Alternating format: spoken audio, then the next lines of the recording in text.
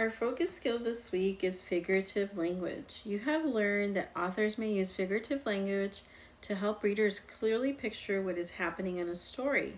Words and phrases used as figurative language may have a literal or direct meaning that is different from the meaning they have in the story. You can use context clues to understand the meaning of figurative language, such as an idiom, to understand the meaning of a simile or a metaphor. Think about the two things the author is comparing. Tip: the word hyper means above or beyond. This can help you remember that hyperbole is exaggeration. Um, Read the paragraph below. The graphic organizer shows the meaning of 5 examples of figurative language in the paragraph. Joanna woke up at the crack of dawn. The cabin was cozy, but ice crystals covered the windows like frosty lace. Outside, the sun touched the frozen ground. Joanna's brother Joe was still snoring a bassoon solo. I wouldn't want to sleep my days away like Joe, thought Joanna. So let's take a look at the figurative language they used in this paragraph. So for an idiom, the example is what they said at the crack of dawn in that first sentence. And what it means is that Joanna woke up at the first sight of daylight. The simile they use is ice crystals covered the windows like frosty lace. What they mean is the ice crystals look like lace on the windows. Personification. They use this when they said the sun touched the frozen ground. What they meant was that sunlight was on the ground. And the metaphor they used was snoring a bassoon solo. And the meaning of that is snoring loudly and deeply. The title of our story is John Muir and Stickeen, An Icy Adventure with a No-Good Dog by Julie Dunlap and Mary Lebecki, illustrated by Bill Farnsworth. The genre of this selection is historical fiction, and it is set in the past and portrays people, places, and events that did happen or could have happened. As you read, look for actual historical figures and settings, historical events told in time order. Come along on a trip to Alaska. It's 1880 and few American citizens have ventured up into Alaska unless they are after gold. But John Muir isn't after gold, he's after ice. He is out to map glaciers, age-old rivers of slowly moving ice. And he wants nothing to do with pets, especially the no-good, stubborn, troublemaking dog, Stickeen, that his friend wants to bring along. This is the true story of Muir's voyage based on his writings and journals. John Muir was born in Scotland in 1838. He spoke with an accent and used many Scottish expressions like "yea" instead of "you." At the time of this Alaska trip, John Muir was not famous. He hadn't yet convinced President Roosevelt to create a national park in California or helped to start the Sierra Club, a group dedicated to wilderness adventures and protecting wild places. But he had been a farmer, inventor, and wanderer through swamps, across prairies, and over mountains. Muir had even herded sheep so he could live day and night in the mountains. He learned to hate the sheep and cattle for gobbling and trampling the mountain meadows. John was sure tame animals had lost the quick brains and bold spirits he admired in wild ones. That is, until one determined dog changed his mind. John Muir stared at his friend's dog, silky hair, dainty paws, and darkness in his eyes, like weather that could turn on you. Your pet doesn't belong on this trip, John complained. He'll need care like a baby. Hall Young was just laughed. Stickeen's a wonder of a dog, Muir. He can swim like a seal, stand cold like a bear. John scoffed, but the dog jumped into the boat. That's how much Stickeen cared for John Muir's opinion. Udda, pull. The expedition was off. To map Alaska's glaciers, the men leaned into their oars. John jotted notes and sketched. He drew goals, slicing through the breeze and porpoises arching above the waves. This was the life. Then a thunderous crack echoed. Crunch! A chunk of glacier slammed into the icy water. Icy waves shot up. The canoe rocked. Everyone fought to keep the canoe from tipping. Everyone except Stikeen, his snout on the prow. The water finally quieted. John glanced at the sopping wet dog. Just as I thought, a lazy, cuddled pet waiting for a towel rub. Stikeen saw John's eyes on him. He crawled under Mira's legs, then shook himself dry. Paul and the crew hooted while John dripped. At every landing, Stikeen was the first out. The dog went where he wanted and ignored all calls to leave. At the last moment, there would be Stikeen paddling to catch up. He's not my problem, thought John. His mind was on the wild mountains of ice. Mira had such a crazy love of glaciers. The natives called him Glate Anau, Ice Chief. At each camp, John tramped into the forest and over mountains, scribbling notes along the way. And who began tagging along? Stikeen. Get on with ye, shouted John. John shouted, "You're not fit for the wild." He waved his arms. He threw pine cones. He ignored the dog. Nothing worked. Every day there he'd be, that dog, following Mira, not close enough to be friendly, never a tail wag, never a lick or look or bark of greetings. Stikeen seemed as cold and silent as a glacier. One night, John and the lot left camp in the dark to catch supper. Thousands of salmon fin churned the stream into silver fire. Then from a far bank came a steady comet-like blaze toward them, like a huge beast chasing the fishermen. Lot rowed harder. Inches from the boat, the monster lifted its head. John Muir rowed with laughter. Stikeen! What a puzzle that was, that bothering little dog. The last morning in Glacier Bay was as wild and dark as an angry grizzly. Tomorrow the expedition would have to turn for home. The ice called to Muir, rousing him from a deep sleep. He slipped from the tent carefully, not to wake the others or Stikeen. Not far from camp, John spotted a shadow slipping behind him through the trees. "Go back to camp and have your breakfast," John yelled. "This storm will kill you." But Muir should have known. Stikeen was more stubborn than he.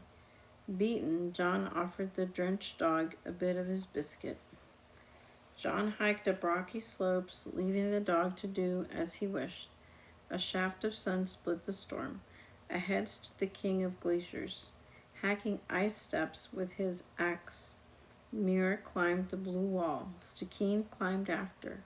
On top, an endless sheet of ice stretched before them. John hiked and stretched for hours, with an eye on the sky. He skipped over small ice cracks and zigzagged around deep crevices. Stikeen followed. The clouds blackened again. Muir had to hurry back to camp or face a night on the glaciers without tent or fire. He ran hard through the swarming snow, the dog close at his heels. Both were hungry, soaked, and aching from cold. Then John stopped. Stikeen looked up at him. It was as if the dog knew. Muir was lost. Backtracking, John used lines in the ice and wind direction to find his way. Stikeen tracked him like a trooper. At one broad gash, Muir peered down. Only one spot was narrow enough to leap across, and the far side was much lower. If he jumped, he could never jump back. John hurtled across and down, wobbling in the slippery edge. Stikeen landed after Muir. Not a hair to spare, but he trotted on, unraveling. Did nothing scare this dog? Within minutes, the wildest crack yet blocked their way. They were marooned on an island of ice. Kneeling, Jaw saw one slim chance of escape. Far below, a sagging silver of ice bridge the chasm. Could it hold their weight? Stickeen nudged his shoulder. Hush your fears, wee beastie, John crooned softly. Chip, chip, chip. He carved one heel hold, then another, down the ice canyon's wall. Ever so slowly, Muir lowered his body into the sagging bridge. It held. Stickeen paced the rim. He began to whimper. Legs dangling, John shaved flat the ice before him. He hitched himself forward, smoothing a path 2 paws wide. Mournful cries called to him from above.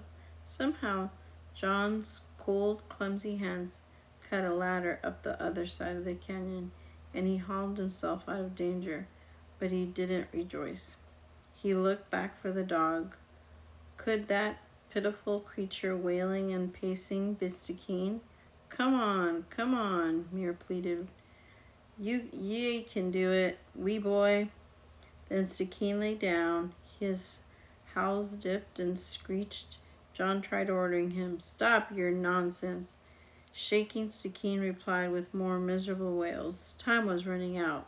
With nightfall, Stickeen would likely fall or freeze to death. Could John return to camp for help and grope his way back in the dark? No, the dog had to do it on his own. Now, Stickeen, poor boy, Muir said, don't you see there's nothing I can do? The dog did not stir. It was the last thing in the world he wanted to do, but John turned and walked away. Stickeen's howls pierced the wind as Muir's back disappeared in a swirling gloom. Stickeen's cries and shivers drained away. He pressed himself against the ice and slid his front paws, then his back, over the edge, hair by hair, down each step. Then a final sliding of muscle and fur, and he made it to the little bridge of ice. But how far he still had to go. His tail fell to half-mast. His body began to shake, more fiercely than before. The wind sharpened, nearly pushing Stickeen off the ice bridge. Then the dog glanced up at the rim. John was peering down. He had never really left. The dog's tail flew over his back.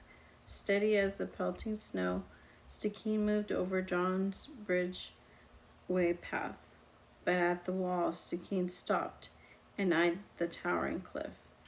Dogs are poor climbers, John knew. Would Stickeen try? Stickeen launched skyward, scrabbling up the wall and over the top. Well done, John cheered. Well done, my boy. He reached out for the dog, but Stickeen whizzed past, whirling, dancing, rolling head over heels. Squealing, the dog spun and charged at John, nearly knocking him down. A gleam in Stickeen's eyes shouted, Saved! Saved at last! Nothing could frighten them now. All the cracks they met seemed puny and easily hopped. Through the darkness they spotted Lot's campfire. Stickeen staggered to a blanket by the fire. The men rubbed John dry as he spun out. The tale of their storm battle for life. Stickeen had proven that his spirit was as fine as any wild creature's or any human's. Yon's a brave doggy, John declared, nodding to Stickeen. Stickeen answered with a heavy thump of his tail. For the rest of their voyage, the dog sat by John in the canoe by day and slept by his side at night. Stickeen and the Ice Chief endured many more adventures on the trip south.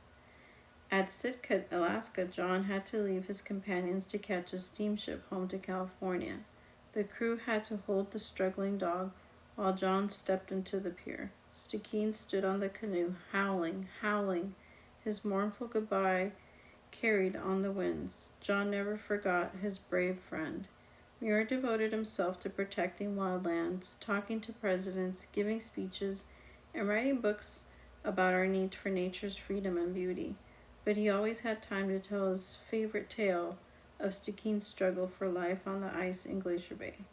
He called their adventure the most memorable of all my wild days. In 2 books written late in life, Stickeen and My Boyhood and Youth, Muir urged readers to love all of the earth's creatures, both wild and tame. Stikine had shown something to Mir. Animals were much more like humans than John had thought. In Stikine, the ice chief had found his kindred spirit. This week, our grammar is commas and punctuating titles. So let's go over commas. We use a comma after each item in a list of 3 or more things. The example is John Muir was an author, comma, traveler, comma, and lover of nature. Before the conjunction in a compound sentence, the example sentence is he was born in Scotland, comma, but he moved to the United States in 1849. And then we also use commas after words such as yes, no, or well at the beginning of a sentence. And the example is yes, comma, John Muir walked all the way to the Gulf of Mexico. Okay, let's take a look at these examples here. Number 1, Muir traveled to Alaska, Panama, China, and Cuba. So here we see the commas are used to separate the names in a list of 4 of those places: Alaska, Panama, China, and Cuba. Sentence 2, I often write in my journal, comma, and sometimes I draw sketches as well. In sentence 2, the comma is used before the conjunction and. And then number 3, yes, I have heard of the Sierra Club. A comma is used to set off the interjection yes from the rest of the sentence. So let's take a look at these. Number 4, is your family driving to the redwood forest, or are you visiting the desert? So you see there a comma should be there after forest. And then 5, John Muir explored wild lands in California, Alaska, and Florida. So again, we need commas to separate California, Alaska, and right before Florida. And then 6, hey, is that John Muir on the California state quarter? So we are going to use a comma after hey to separate that from the rest of the sentence. And then 7, John Muir climbed mountains, hiked glaciers, and sailed across oceans, but he made his home in California. So you can see that there's a comma after mountains, glaciers, and then after oceans. And then what you see after sailed is a semicolon.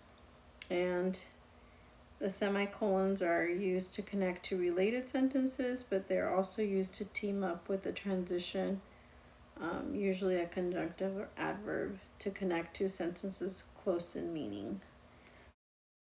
We are also going over punctuating titles and grammar this week. So take a look at this chart. We underline the titles of books, magazines, and movies. And if you use a computer, you can put these titles in italics. Those are the type of writing that goes sideways slightly. And the example is John Muir wrote the book, Our National Parks. And then we put quotation marks around the titles of songs, poems, stories, and articles. The example is I wrote a poem called Ancient Beauty. So you can see the quotation marks around the title.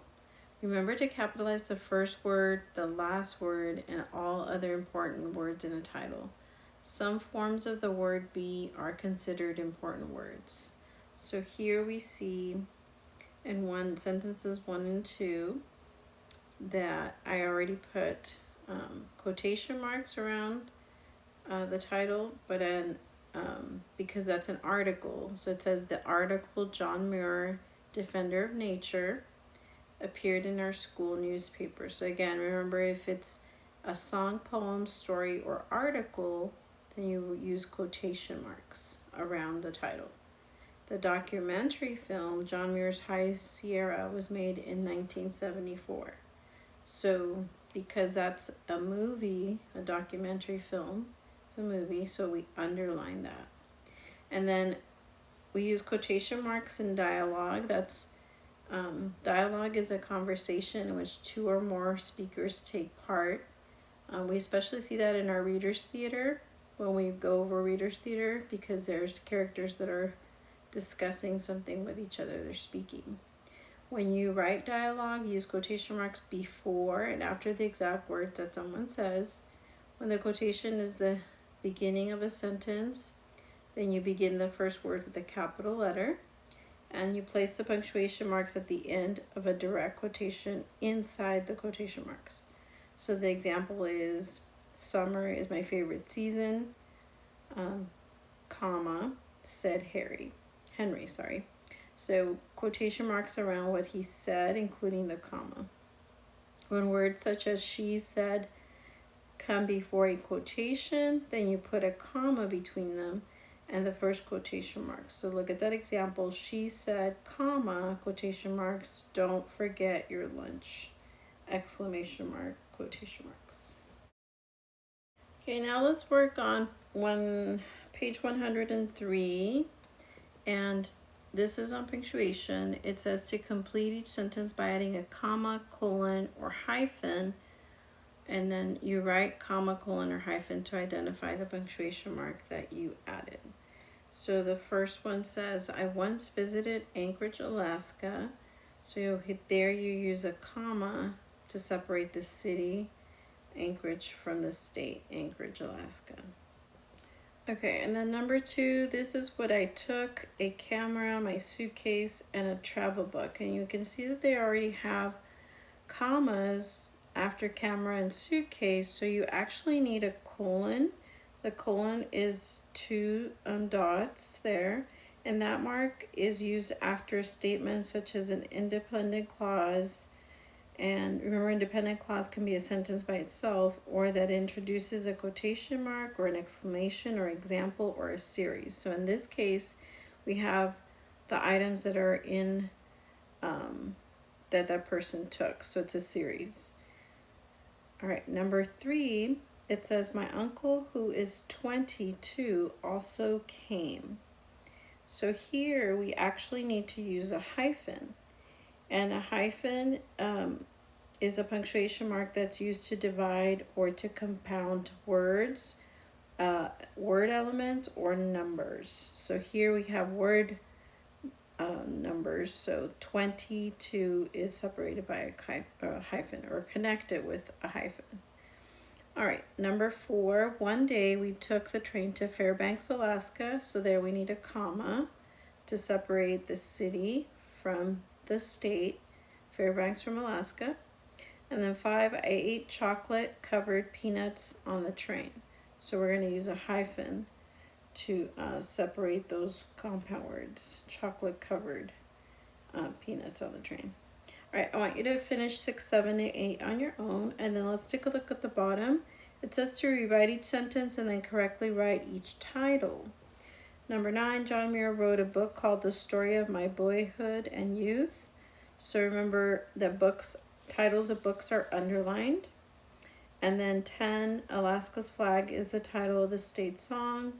So that's a song, so it's the title of it is has quotation marks. So we have Alaska's Flag, that's the title, so we put quotation marks before and after.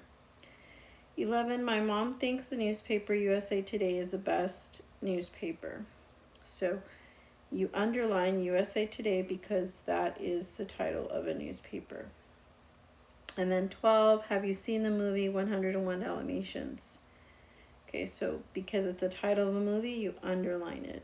All right, I want you guys to complete 13 and 14 on your own. Now let's go on to page 104. This is punctuation. If the use of quotation marks is correct, then you write correct. If the use of quotation marks is incorrect, write incorrect. So number 1 says, what do you know about Alaska? Asked Philip. That's incorrect because a quotation mark at the end should not be after Philip. It should be after the question mark, because Philip is asking, what do you know about Alaska? So the quotation mark should be after the question mark. Okay, number 2, I know it became the 49th state in 1959. Answered Drea. That is correct. Number 3, Samuel said, isn't Alaska the largest state? And so there it's incorrect because, again, the question mark should be after what Samuel said, so after the question mark at the end. 4, it's twice the size of Texas, exclaimed Raul. So it's incorrect there also because there should be quotation marks on what Raul exclaimed. So it should be before the word it's and then after the exclamation point, after the word Texas. Okay, go ahead and complete 5 on your own. And then I did some of the ones 6, 7, 8, and 9 for you. So let's go over these. It says to rewrite each sentence and add quotation marks and commas where they are needed. So number 6, have you heard of Mount McKinley? Asked Yetta. So question mark or quotation marks, before have and then after the question mark. And number 7, it is the highest point in North America, said Marvin. So quotation marks are on when Marvin is saying. So before the word it and then comma after America and then the quotation mark. Number 8, Wynne said Alaska became a state on January 3rd, 1959. So Wynne said comma, then the quotation marks around what that person said. Alaska became a state on January 3rd, comma, to separate the day and the year, and then period, and then the quotation marks. Number 9, the state flower is the forget-me-not, announced Jay. So we're going to put quotation marks around what Jay said before the word the, and then comma after the forget-me-not, and then a quotation mark, and then announced Jay. All right, boys and girls, I'm going to have you do 10, 11 on your own. All right, let's go ahead and do grammar page 105 together. It says, read this part of a student's rough draft and answer the questions that follow. So it has this paragraph and then it asks questions down here regarding each sentence. So number 1, which sentence is not missing a comma? That would be B. Sentence 2, tell us what the 4th grader students will perform, comma, said Mr. Clark. It's not missing one because there's already one there. 2, which sentence is missing a colon? That would be sentence 5. The play starts at 8 p.m., said the principal. So here you should have a colon to separate the hour from the minutes in 8 p.m. And number 3, which of the following should be underlined? It should be C, our great state, in sentence number 3, where it says the students will perform a scene from the play Our Great State. So that should be underlined. Answer, Mr. Pearson. All right, boys and girls, go ahead and complete the rest on your own.